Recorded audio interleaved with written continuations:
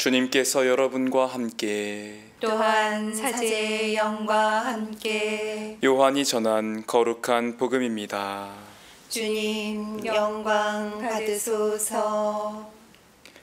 12 제자 가운데 하나로서 쌍둥이라고 불리는 토마스는 예수님께서 오셨을 때에 그들과 함께 있지 않았다.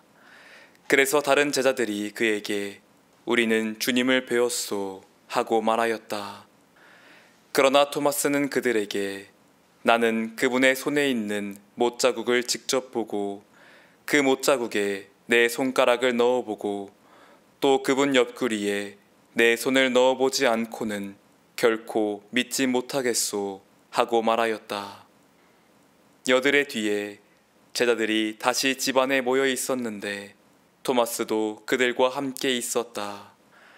문이 다 잠겨 있었는데도 예수님께서 오시어 가운데에 서시며 평화가 너희와 함께 하고 말씀하셨다. 그러고 나서 토마스에게 이르셨다. 내 손가락을 여기 대보고 내 손을 보아라. 내 손을 뻗어 내 옆구리에 넣어 보아라. 그리고 의심을 버리고 믿어라.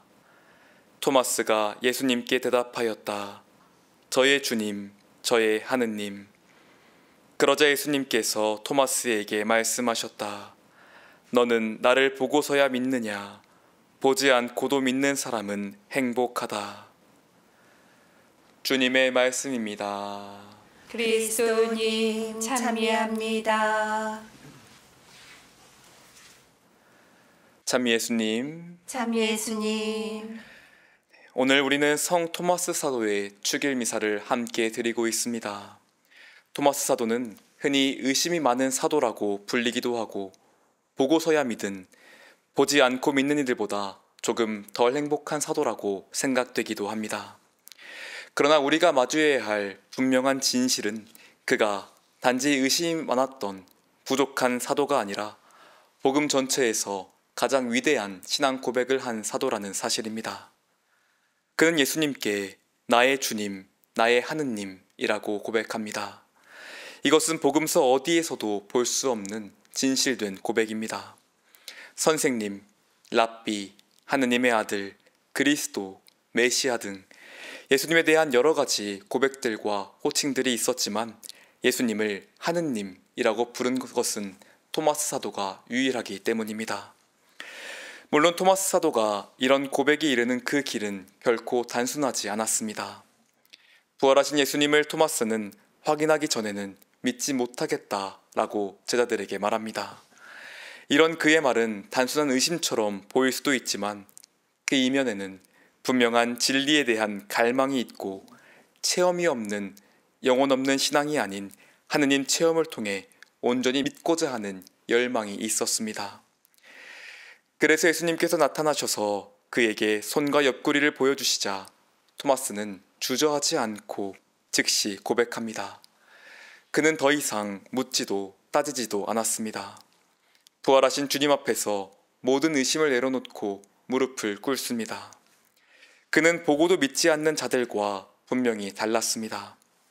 사실 인간은 무언가를 보고도 의심합니다. 본다고 해서 믿는 것이 아니라 보고도 믿지 않는 경우가 더 많습니다. 속임수가 있는 것은 아닌지, 이것이 조작된 것은 아닌지 그런 것들을 많이 의심합니다. 하지만 토마스는 다르게 반응합니다. 그는 보았고 그리고 믿었습니다. 콜럼버스가 신대륙을 발견하게 된 일화가 있습니다. 콜럼버스의 항해보다 1700년가량 앞서 에라토스테네스가 지구의 둘레를 이미 계산했습니다. 물론 현재의 계산보다 한 6200km가량 크게 계산했지만 콜럼버스는 이 값 대신에 알프라가누스의 계산 결과를 사용합니다. 문제는 알프라가누스는 아랍 마일을 단위로 사용했고 콜럼버스는 이것을 로마 마일이라고 생각했던 것입니다.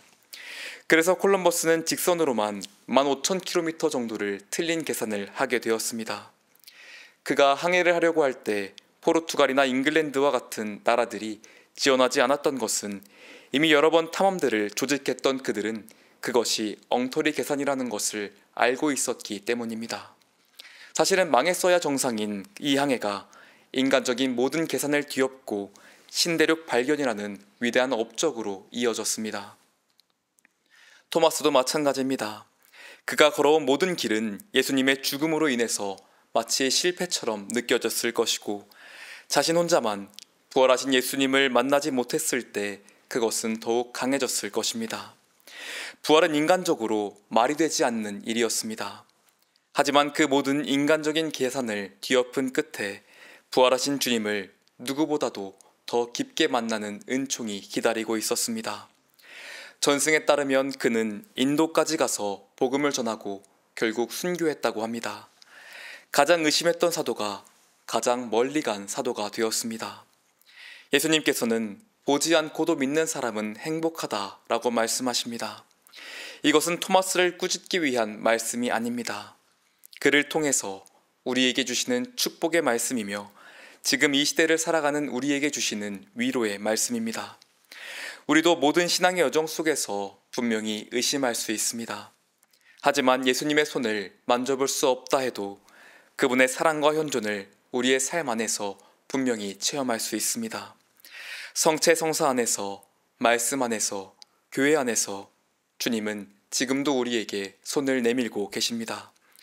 그 모든 것 안에서 주님의 손을 잡고 우리도 토마스처럼 고백할 수 있기를 기도합니다.